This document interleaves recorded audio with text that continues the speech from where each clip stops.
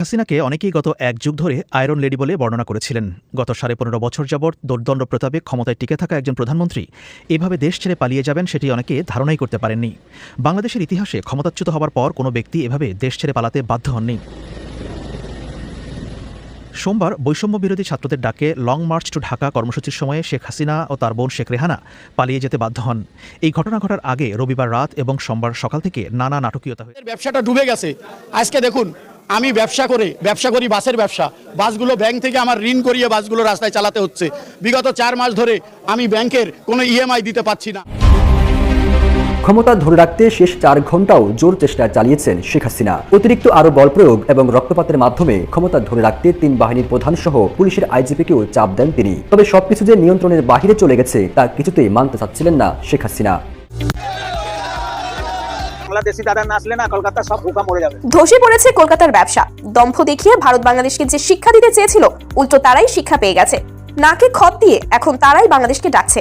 কারণ কলকাতার অধিকাংশ ব্যবসায়ী বাংলাদেশি পর্যটকদের কেন্দ্র করে গড়ে উঠেছে, আর তা এখন মুখ থুবড়ে পড়ে। রাজনীতির আকাশে কালো মেঘ জমতে শুরু করেছে এবং সেটা অনেকটা জমাট রূপ নিয়েছে। দুটি বক্তব্য আপনাদের সামনে উপস্থাপন করছি, সেখান থেকে বুঝতে পারবেন সামনের পরিস্থিতি কি হতে যাচ্ছে। বিশ্ব বাজারে যখন সকল দেশের মধ্যে আন্তঃসম্পর্ক নির্ভর করে বাণিজ্যের মাপকাঠির উপর, ঠিক তখন মোদী প্রশাসনের ভুলে ভারত হারাচ্ছে তাদের সবথেকে বড় আন্তর্জাতিক বাণিজ্য বাজার। ভারতের দ্বিতীয় রপ্তানিকারক দেশ হিসেবে বাংলাদেশ থেকে ভারতের সর্বোচ্চ রেমিটেন্স আসতো, যার পরিমাণ 16 বিলিয়ন বা 1600 কোটি টাকা। বাংলাদেশি পর্যটকদের অভাবে কলকাতায় এখন হাহাকার শুরু হয়েছে। বাংলাদেশিদের ভিসা না দিয়ে এখন উল্টো বিপাকে পড়েছে ভারত। পর্যটক শূন্য ভারতের ব্যবসায়ীদের এখন মাথায় হাত। তাই বলা যায়, বাংলাদেশের সাথে শত্রুতা বাড়িয়ে ভারত যেন উল্টো পথে হাঁটছে। কেনাকাটা, চিকিৎসা এবং পণ্য রপ্তানি করে ভারতের ব্যবসায়ীরা এতদিন দাপটের সাথে টিকে ছিল, এখন তারা হতাশাগ্রস্ত। সোমবার সকাল 10:30টায় 3 বাহিনীর প্রধান ও পুলিশের আইজিপিকে গণভবনে ডাকা হয়। নিরাপত্তা বাহিনী কেন এই আন্দোলন সামাল দিতে পারছে না সেটার জন্য ক্ষোভ প্রকাশ করেন। আন্দোলনকারীরা আইন শৃঙ্খলা বাহিনীর সাজোয়া জানে উঠে লাল রং দিয়ে দিচ্ছেন, সামরিক জানে পর্যন্ত উঠে পড়ছেন। এরপরও কেন তারা কঠোর হচ্ছেন না সেটা নিয়ে ক্ষোভ প্রকাশ করেন শেখ হাসিনা। আসসালামু আলাইকুম ওয়া রাহমাতুল্লাহি ওয়া বারাকাতুহু। যারা দেশ এবং দেশের বাইরে থেকে ভিডিওটি ফলো করছেন তাদেরকে অসংখ্য ধন্যবাদ।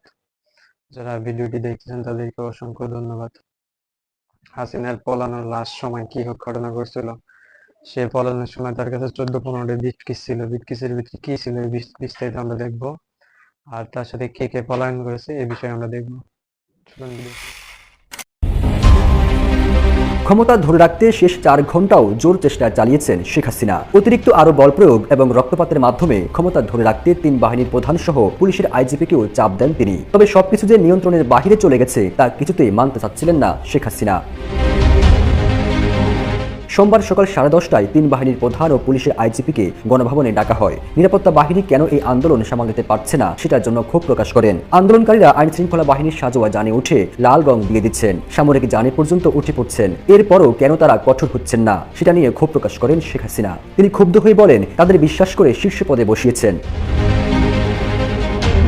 এক পর্যায়ে শেখ হাসিনা আইজিপিকে দেখিয়ে বলেন, পুলিশ তো ভালোই করছে। তখন আইজিপি জানান, অবস্থা যে পর্যায়ে গেছে তাতে পুলিশের পক্ষেও আর বেশি সময় এরকম কঠোর অবস্থান ধরে রাখা সম্ভব নয়। ওই সময় শীর্ষ কর্মকর্তারা শেখ হাসিনাকে বোঝানোর চেষ্টা করেন, বল প্রয়োগ করে এই আন্দোলন সামাল দেওয়া যাবে না, কিন্তু শেখ হাসিনা সেটা মানতে চাচ্ছিলেন না। তখন কর্মকর্তারা শেখ রেহানার সঙ্গে আরেক কক্ষে আলোচনা করেন, তাকে এই বেগতিক অবস্থা জানিয়ে শেখ হাসিনাকে বোঝাতে অনুরোধ করেন। শেখ রেহানা এরপর বড় বোন শেখ হাসিনার সঙ্গে আলোচনা করেন, কিন্তু তিনি ক্ষমতা ধরে রাখতে অনড় থাকেন। এক পর্যায়ে বিদেশে থাকা সচিব ওয়াজেদ জয়ের সঙ্গেও ফোনে কথা বলেন একজন শীর্ষ কর্মকর্তা। এরপর জয় তার মায়ের সঙ্গে কথা বলেন। তারপর শেখ হাসিনা পদত্যাগে রাজি হন। তিনি তখন একটা ভাষণ রেকর্ড করতে চান জাতির উদ্দেশ্যে প্রচারের জন্য, কিন্তু সেটিরও সুযোগ পাননি তিনি। এর মধ্যে গোয়েন্দা তথ্য আসে, বিপুল সংখ্যক ছাত্র জনতা শাহবাগ ও উত্তরা থেকে গণভবন অভিমুখে রওনা হয়েছে। দ্রুত বিবেচনায় 45 মিনিটের মধ্যে শাহবাগ থেকে গণভবনে আন্দোলনকারীরা চলে আসতে পারে। ভাষণ রেকর্ড করতে দিলে গণভবন থেকে বের হওয়ার সময় নাও পেতে পারেন শেখ হাসিনা। এই বিবেচনায় শেখ হাসিনাকে ভাষণ রেকর্ডের সময় না দিয়ে 45 মিনিট সময় বেঁধে দেওয়া হয়। এরপর ছোট বোন শেখ রেহানাকে নিয়ে তেজগাঁও থেকে হেলিপ্যাডে আসেন শেখ হাসিনা। সেখানে তাদের কয়েকটি লাগেজ উঠানো হয়। তারপর তারা বঙ্গভবনে যান। সেখানে পদত্যাগের আনুষ্ঠানিকতা শেষ করে দুপুর 2:30টার দিকে সামরিক হেলিকপ্টারে করে ছোট বোন সহ ভারতের উদ্দেশ্যে রওনা হন শেখ হাসিনা। জানা গেছে, হেলিকপ্টারটি ভারতের আকাশে প্রবেশের পর কিছুক্ষণ উড্ডয়ন করে, পরে আগরতলায় বিএসএফ এর একটি হেলিপ্যাডে অবতরণ করে। তারপর সেখান থেকে দিল্লি যান বলে ভারতীয় গণমাধ্যম জানায়। ধসে পড়েছে কলকাতার ব্যবসা।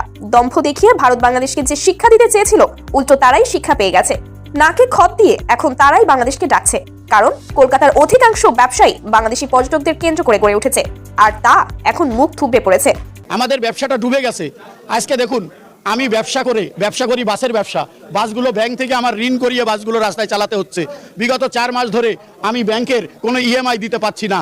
বিশ্ববাজারে যখন সকল দেশের মধ্যে আন্তঃসম্পর্ক নির্ভর করে বাণিজ্যের মাপকাঠির উপর, ঠিক তখন মোদী প্রশাসনের ভুলে ভারত হারাচ্ছে তাদের সবথেকে বড় আন্তর্জাতিক বাণিজ্য বাজার। ভারতের দ্বিতীয় রপ্তানিকারক দেশ হিসেবে বাংলাদেশ থেকে ভারতের সর্বোচ্চ রেমিটেন্স আসতো, যার পরিমাণ 16 বিলিয়ন বা 1600 কোটি ডলার। বাংলাদেশি পর্যটকদের অভাবে কলকাতায় এখন হাহাকার শুরু হয়েছে। বাংলাদেশিদের ভিসা না দিয়ে এখন উল্টো বিপাকে পড়েছে ভারত। পর্যটক শূন্য ভারতের ব্যবসায়ীদের এখন মাথায় হাত। তাই বলা যায়, বাংলাদেশের সাথে শত্রুতা বাড়িয়ে ভারত যেন উল্টো পথে হাঁটছে। কেনাকাটা, চিকিৎসা এবং পণ্য রপ্তানি করে ভারতের ব্যবসায়ীরা এতদিন দাপটের সাথে টিকেছিল, এখন তারা হতাশাগ্রস্ত।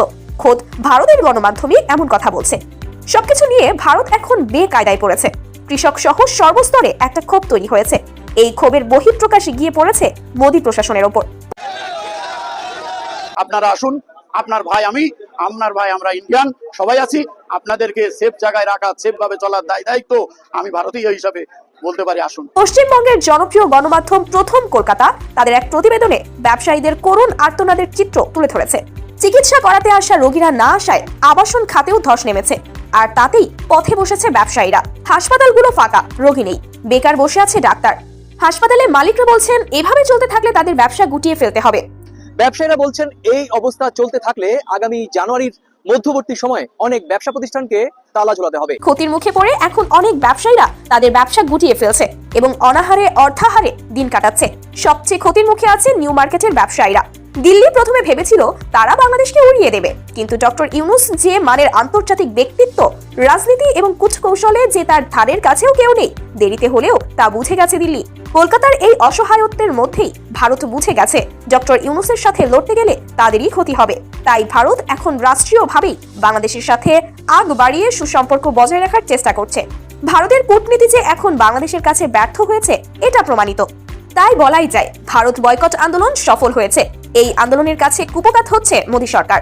সাধারণ ব্যবসায়ী ও কৃষকদের অভিযোগ, মোদীর ভুল কূটনৈতিক কৌশলের কারণে বাংলাদেশের সাথে ভারতের সম্পর্কের অবনতি হয়েছে এবং কলকাতা সহ গোটা ভারতের ব্যবসায়ীরা না খেয়ে মরার উপক্রম হয়েছে। আর এমন পরিস্থিতির জন্য মোদীর উপর ফুঁসে উঠেছে কলকাতা সহ গোটা ভারতের ব্যবসায়ী এবং কৃষকরা। আসন্ন নির্বাচনে মোদীর ভরাডুবি চাইছে ভারতের ব্যবসায়ীরা। দলমত নির্বিশেষে সর্বস্তরের মানুষ মোদী সরকারের পতন চায়। মোদী প্রশাসনের কবর রচিত হোক, এই রকম প্রত্যাশা করছে ব্যবসায়ীরা। তারা যেন তাদের পেটের তাগিদে চালানো ব্যবসা ঠিকমতো করে চলতে পারে, তাই নতুন প্রশাসন প্রত্যাশা করছে। সাংবাদিক সম্মেলনে রাজ্যের প্রাক্তন মন্ত্রী পূর্ণেন্দু বসু বলেন, আমরা চাই দেশের গণতন্ত্র বেঁচে থাকুক, তাই নরেন্দ্র মোদীকে প্রধানমন্ত্রীর পদ থেকে সরাতে হবে। ইতিমধ্যে আসন্ন নির্বাচনকে কেন্দ্র করে মোদী হটাও স্লোগান দিয়ে বিজেপির বিরুদ্ধে রাজ্য জুড়ে প্রচার শুরু করেছে বিভিন্ন সংগঠন। তাদের দাবি, নরেন্দ্র মোদী গণতন্ত্র লুণ্ঠনের সাথে সাথে সাম্প্রদায়িক মানসিকতাকে উস্কে দিয়েছেন। সাংবাদিক সম্মেলনে পিডিএস নেতা সমীর পুততুণ্ড বলেন, এবার এই ফ্যাসিস্ট শক্তিকে হারাতে না পারলে দেশে আর কখনো নির্বাচন হবে না। ভারতের প্রধানমন্ত্রী নরেন্দ্র মোদীকে ক্ষমতাচ্যুত করার দাবিতে রাজধানী দিল্লির অনেক জায়গায় পোস্টার দেখা গিয়েছে। ওই পোস্টারে লেখা ছিল, মোদী হটাও, দেশ বাঁচাও। পোস্টারগুলো 11টি ভাষায় ছাপা হয়েছে এবং বিভিন্ন রাজ্য জুড়ে তা ছড়িয়ে দেওয়া হয়েছে। শেখ হাসিনাকে অনেকেই গত 1 যুগ ধরে আয়রন লেডি বলে বর্ণনা করেছিলেন। গত 15.5 বছর যাবৎ দুর্দণ্ড প্রতাপে ক্ষমতায় টিকে থাকা একজন প্রধানমন্ত্রী এভাবে দেশ ছেড়ে পালিয়ে যাবেন, সেটি অনেকে ধারণাই করতে পারেননি। বাংলাদেশের ইতিহাসে ক্ষমতাচ্যুত হবার পর কোনো ব্যক্তি এভাবে দেশ ছেড়ে পালাতে বাধ্য হননি। সোমবার বৈষম্য বিরোধী ছাত্রদের ডাকে লং মার্চ টু ঢাকা কর্মসূচির সময়ে শেখ হাসিনা ও তার বোন শেখ রেহানা পালিয়ে যেতে বাধ্য হন। এই ঘটনা ঘটার আগে রবিবার রাত এবং সোমবার সকাল থেকে নানা নাটকীয়তা হয়েছে। রোববার সারা দেশে আওয়ামী লীগ নেতাকর্মীদের সাথে বিক্ষোভকারীদের সংঘাতে প্রায় 100 মানুষ নিহত হয়, বেশ কিছু পুলিশ সদস্য নিহত হয়েছিলেন। সেদিন বিকেলে আওয়ামী লীগের কয়েকজন সিনিয়র নেতা এবং উপদেষ্টা শেখ হাসিনাকে জানান যে পরিস্থিতি নিয়ন্ত্রণের বাইরে চলে গেছে। বিক্ষোভকারীদের প্রতিরোধের মুখে বিভিন্ন জায়গায় আওয়ামী লীগের নেতারা পিছু হটেছে, কিন্তু শেখ হাসিনা পরিস্থিতি মানতে নারাজ ছিলেন। তিনি ধারণা করেছিলেন পরিস্থিতি নিয়ন্ত্রণে রাখা যাবে শক্তি প্রয়োগ করে, কিন্তু নিরাপত্তা বাহিনীর ঊর্ধ্বতন কর্মকর্তারা তাকে ধারণা দিয়েছিলেন যে এটি আর সামাল দেওয়া যাবে না। তারপরেই তিনি পদত্যাগ করার মানসিক প্রস্তুতি নেন। শেখ হাসিনার ছেলে সজীব ওয়াজেদ জয় বিবিসিকে বলেন, রোববার থেকে তার মা পদত্যাগের কথা চিন্তা করছিলেন। নাম প্রকাশে অনিচ্ছুক সামরিক বাহিনীর একজন ঊর্ধ্বতন কর্মকর্তা বিবিসি বাংলাকে বলেন, শেখ হাসিনা কখন পদত্যাগপত্রে স্বাক্ষর করেছেন এবং কখন হেলিকপ্টারে উঠেছেন সেটি কেবলমাত্র জানতেন স্পেশাল সিকিউরিটি ফোর্স এবং প্রেসিডেন্ট গার্ড রেজিমেন্ট এবং সেনা সদরের কিছু ঊর্ধ্বতন সামরিক কর্মকর্তারা। পুরো বিষয়টি করা হয়েছিল বেশ গোপনে। সেনাবাহিনীর সূত্রে বিবিসি জানতে পেরেছে, সোমবার বেলা 11টার মধ্যেই শেখ হাসিনা গণভবন ছেড়ে গেছেন। সেখান থেকে বাংলাদেশের হেলিকপ্টারে করে ত্রিপুরার আগরতলায় পৌঁছান তিনি। এরপর একটি বিমানে চেপে শেখ হাসিনা ও শেখ রেহানা দিল্লি পৌঁছান। কর্মকর্তাদের সঙ্গে কথা বলে বিবিসি বাংলা বুঝতে পারছে, শেখ হাসিনা তার হাতে দুটো অপশন খোলা রাখতে চেয়েছিলেন।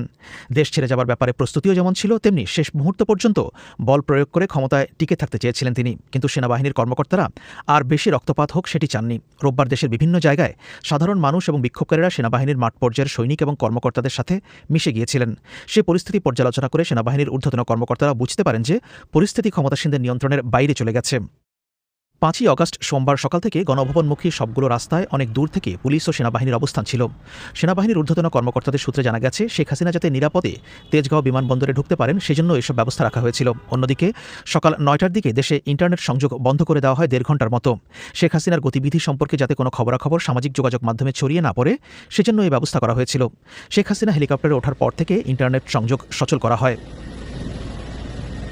দৈনিক প্রথম আলো পত্রিকা বলছে, শেখ হাসিনা সকালে 3 বাহিনীর প্রধান এবং পুলিশ প্রধানের সঙ্গে বৈঠক করেন গণভবনে। প্রথম আলো তাদের প্রতিবেদনে উল্লেখ করেছে, নিরাপত্তা বাহিনী কেন পরিস্থিতি সামাল দিতে পারছে না সেটার জন্য ক্ষোভ প্রকাশ করেন শেখ হাসিনা। শেখ হাসিনা এক পর্যায়ে আইজিপিকে দেখিয়ে বলেন যে পুলিশ ভালো কাজ করছে। তখন আইজিপি জানান, পরিস্থিতি যে পর্যায়ে গেছে তাতে পুলিশের পক্ষে আর বেশি সময় এরকম কঠোর অবস্থান ধরে রাখা সম্ভব হবে না। এমনটাই লিখেছে দৈনিক প্রথম আলো। ততক্ষণে লাখো বিক্ষোভকারী রাস্তায় জড়ো হয়ে গেছেন। সামরিক বাহিনীর একজন ঊর্ধ্বতন কর্মকর্তা বিবিসি বাংলাকে জানান, শেখ হাসিনাকে জানানো হয়েছিল যে মানুষজনকে বেশি আটকে রাখা যাবে না এবং তারা গণভবনের দিকে রওনা হবেন। সেক্ষেত্রে শেখ হাসিনার জীবন বিপন্ন হতে পারে। শেখ হাসিনা ভেবেছিলেন লং মার্চ টু ঢাকা কর্মসূচি যদি বল প্রয়োগ করে ঠেকিয়ে রাখা যায় তাহলে তিনি পদত্যাগ করবেন না। একই সাথে যদি তিনি ব্যর্থ হন তাহলে দেশ ছাড়ার প্রস্তুতিও রেখেছিলেন তিনি। কর্মকর্তারা বলেন, দেশ ছাড়ার ব্যাপারে ভারতের সাথে আগেই যোগাযোগ হয়েছিল। ভারতের তরফ থেকে জানানো হয়েছিল যে বাংলাদেশের হেলিকপ্টারে করে তিনি যদি আগরতলায় পৌঁছতে পারেন তাহলে সেখান থেকে তাকে দিল্লি নেওয়া হবে। শেখ হাসিনার ছেলে সজীব ওয়াজেদ জয় বিবিসি বাংলাকে বলেন, তার মা দেশ ছাড়তে চাননি, কিন্তু পরিবারের সদস্যরা তার নিরাপত্তা নিয়ে উদ্বিগ্ন ছিলেন। সেজন্য তাকে নিরাপদ আশ্রয়ে যাবার কথা জোর দিয়ে বলেন পরিবারের সদস্যরা। দৈনিক প্রথম আলো লিখেছে, 5ই অগাস্ট অর্থাৎ সোমবার সকালে পুলিশ ও সামরিক বাহিনীর প্রধানেরা শেখ হাসিনাকে ক্ষমতা ছাড়তে রাজি করানোর জন্য তার বোন শেখ রেহানার সাথে আলোচনা করেন। তাকে পরিস্থিতি জানিয়ে শেখ হাসিনাকে বোঝাতে অনুরোধ করা হয়। শেখ রেহানা এরপর বড় বোন শেখ হাসিনার সঙ্গে আলোচনা করেন, কিন্তু তিনি ক্ষমতা ধরে রাখতে অনড় থাকেন। এক পর্যায়ে বিদেশে থাকা সজীব ওয়াজেদ জয়ের সঙ্গে ফোনে কথা বলেন শীর্ষ কর্মকর্তা। এরপর জয় তার মায়ের সঙ্গে কথা বলেন। তারপর শেখ হাসিনা পদত্যাগে রাজি হন। এমনটাই লিখেছে দৈনিক প্রথম আলো। শেখ হাসিনার ছেলে সজীব ওয়াজেদ জয় বিবিসি বাংলাকে বলেন, তার মা স্বেচ্ছায় দেশ ছাড়তে চাননি। সে পদত্যাগ করার সিদ্ধান্ত নিয়েছিল। তিনি ক্ষমতা ছেড়ে দিতে চাওয়ার পরেও কেউ কেউ গণভবনের দিকে মার্চ করে যেতে চাচ্ছিল। তাদের উদ্দেশ্য ছিল সহিংসতা করা, তার মাকে হত্যা করতে চেয়েছিল। সোমবার বাংলাদেশ সময় সকালে তার মায়ের সঙ্গে কথা হয়েছিল বলে জানান সজীব ওয়াজেদ জয়। তিনি বলেন, তার খালা শেখ রেহানা তার মায়ের সঙ্গে ছিলেন। তাদের জন্য হেলিকপ্টার প্রস্তুত করা ছিল, কিন্তু তখনও শেখ হাসিনা দেশ ছাড়তে রাজি ছিলেন না। তিনি বলেন, শেখ হাসিনা সম্ভবত শনিবারই পদত্যাগ করার সিদ্ধান্ত নিয়েছিলেন। কখন তিনি তেজগাঁও এয়ারপোর্টে গেলেন এবং সেখান থেকে তিনি কি আগরতলা গিয়েছিলেন নাকি সরাসরি দিল্লি গিয়েছিলেন, এসব প্রশ্নে মিস্টার ওয়াজেদ পরিষ্কার করে কিছু বলতে পারেননি। তিনি বলেছেন, তিনি শুধু জানেন যে তার মা শেখ হাসিনা হেলিকপ্টারে করে ঢাকা ছেড়েছেন। দর্শক, রাজনীতির আকাশে কালো মেঘ জমতে শুরু করেছে এবং সেটা অনেকটা জমাট রূপ নিয়েছে। দুটি বক্তব্য আপনাদের সামনে উপস্থাপন করছি, সেখান থেকে বুঝতে পারবেন সামনের পরিস্থিতি কি হতে যাচ্ছে। মির্জা আব্বাস যখন বলছেন শহীদদের রক্তের উপর দিয়ে সংবিধান বাতিলের চেষ্টা দুঃখজনক, তখন হাসনাত আব্দুল্লাহ তিনি বলছেন 31শে ডিসেম্বর 72-এর সংবিধানকে কবর দেওয়া হবে। দর্শক, বুঝতে পারছেন পরিস্থিতিটা। যখন সংবিধান কবর দেওয়ার কথা বলা হয় এবং সেটি নিয়ে যদি চাপ তৈরি করা হয় এবং সত্যি সত্যি তাই হয়, তাহলে কিন্তু বর্তমান প্রেসিডেন্ট, সংসদ, নির্বাচন সবকিছু কিন্তু অনিশ্চিত হয়ে যায়। নতুন করে আবার পুনর্গঠন, পুনর্লিখন এবং তারপরে নির্বাচন, সেই পরিস্থিতির দিকেই কিন্তু সেই পথ নির্দেশ করে। সেই কারণেই মির্জা আব্বাস বলছেন শহীদের রক্তের উপর দিয়ে সংবিধান বাতিলের চেষ্টা দুঃখজনক। আগে দেখি হাসনাত আব্দুল্লাহ কি বলছেন। আগামী 31শে ডিসেম্বর জুলাই বিপ্লবের ঘোষণাপত্র দেবে বৈষম্য বিরোধী ছাত্র আন্দোলন এবং জাতীয় নাগরিক কমিটি। ওই দিন 72-এর মুজিববাদী সংবিধানকে কবর দেওয়া হবে। রাজধানীর বাংলা মোটরের সংগঠনের কেন্দ্রীয় কার্যালয় এক সংবাদ সম্মেলনে তিনি এই ঘোষণা দেন। বলছেন, আগামী 31শে ডিসেম্বর নাৎসি বাহিনীর সংগঠন হিসেবে আওয়ামী লীগকে অপ্রাসঙ্গিক ঘোষণা এবং মুজিববাদী 72-এর সংবিধানকে কবর দেওয়া হবে। সার্জিস আলম বলছেন, দেশের মানুষ যারা গণঅভ্যুত্থানের সঙ্গে সম্পৃক্ত ছিল তাদের আশা আকাঙ্ক্ষা কি ছিল সেগুলো লিখিতভাবে লিপিবদ্ধ থাকা উচিত। যেই দলিল বিগত সিস্টেমকে রিজেক্ট করবে, বিগত সেই সিস্টেমগুলোকে মানুষ গ্রহণ করেনি, সেগুলোই ঘোষণাপত্রে তুলে ধরা হবে। দর্শক, পরিষ্কার। আর জন নেতা বলছেন হান্নান মাসুদ যে 24-এর বিপ্লব 71-এর মতো বেহাত হতে দিতে চাচ্ছি না। 24-এর আন্দোলনে সকল ধর্ম জনগোষ্ঠীর মানুষ রাজপথে নেমেছিল, সেই রাজপথে নামার লড়াই চলমান। এই অবস্থায় মির্জা আব্বাসের বক্তব্য পরিষ্কার, শহীদের রক্তের উপর দিয়ে সংবিধান বাতিলের চেষ্টা দুঃখজনক। ঠিক তার অপোজিট কিন্তু বক্তব্য, সংবিধান বাতিলের চেষ্টা দুঃখজনক বলে মন্তব্য করেছেন বিএনপির স্থায়ী কমিটির সদস্য মির্জা আব্বাস। তিনি বলেন সংবিধান বাতিল নয়, সংশোধন করা যেতে পারে। রাজধানীর নয়াপল্টনে দলের কেন্দ্রীয় কার্যালয়ে সাংবাদিকদের এই কথা বলেন তিনি। ঢাকা মহানগর দক্ষিণে নবনির্বাচিত নেতৃবৃন্দের সঙ্গে সাংবাদিকদের মত বিনিময় সভায় উপস্থিত ছিলেন মির্জা আব্বাস। মির্জা আব্বাস বলেন শহীদের রক্তের উপর দিয়ে লেখা সংবিধানকে বাতিল করার চেষ্টা দুঃখজনক, সংবিধান বাতিল নয়, সংশোধন করা যেতে পারে। এর আগে বৈষম্য বিরোধী ছাত্র আন্দোলন 31শে ডিসেম্বর জুলাই বিপ্লবের ঘোষণাপত্র দেবে। ওই দিন 72-এর মুজিববাদী সংবিধানকে কবর দেওয়া হবে বলে তারা ঘোষণা দিয়েছে। দর্শক, একদম পরস্পর বিরোধী একটি অবস্থান। এই অবস্থানের ফলে বোঝাই যাচ্ছে যে 31শে ডিসেম্বর এবং আগামী বছরটা যথেষ্ট পরিমাণ রাজনৈতিক একটি উত্তেজনাপূর্ণ মুহূর্ত। যেখানে 25-এর শেষ নাগাদ নির্বাচন দাবি করছে, সেখানে বৈষম্য বিরোধী ছাত্র আন্দোলনের কোনো বক্তব্যে কিন্তু নির্বাচন নেই। তারা বলছে সংবিধানটাই হচ্ছে সংকটের মূল কারণ। এই সংবিধান বাতিল করতে হবে, জনগণের আশা আকাঙ্ক্ষার সঙ্গে সামঞ্জস্য রেখে নতুন সংবিধান পুনর্লিখন করতে হবে বা প্রণয়ন করতে হবে। এই অবস্থায় বিএনপির বক্তব্যের সঙ্গে কিন্তু এই হাসনাত আব্দুল্লাহ বা নাগরিক কমিটির বক্তব্য কিন্তু একাত্ম না। কিন্তু নাগরিক কমিটি বৈষম্য বিরোধী ছাত্র আন্দোলনের পক্ষে কিন্তু উপদেষ্টা পরিষদের একটি বড় অংশ যুক্ত আছে। ফলে সব মিলিয়ে সরকার, বৈষম্য বিরোধী আন্দোলন, নাগরিক কমিটি কি একদিকে চলে গেল আর বিএনপি কি অপর দিকে ধাবিত হচ্ছে? সব প্রশ্নের উত্তর মিলবে দর্শক আগামী কয়েকদিনের মধ্যেই নিশ্চয়ই আমরা জানতে পারবো। ভালো থাকবেন। আল্লাহ। দর্শক, এই বিষয়ে আপনার মূল্যবান মতামত অবশ্যই কমেন্ট বক্সে জানাবেন। ভিডিও ভালো লাগলে অবশ্যই লাইক, কমেন্ট করে শেয়ার করে আমাদের সাথে থাকবেন। এরকম নতুন নতুন ভিডিও পেতে আমাদের চ্যানেলটি সাবস্ক্রাইব করে রাখবেন। ইন্ডিয়া আমাদের সাথে যুদ্ধ করার জন্য পায়তারা করে, ইনশাল্লাহ আমরাও প্রস্তুত আছি। ওদেরকে আসতে বলেন, আমরা একটা আন্দায় দেবনি, চিন্তা করেন।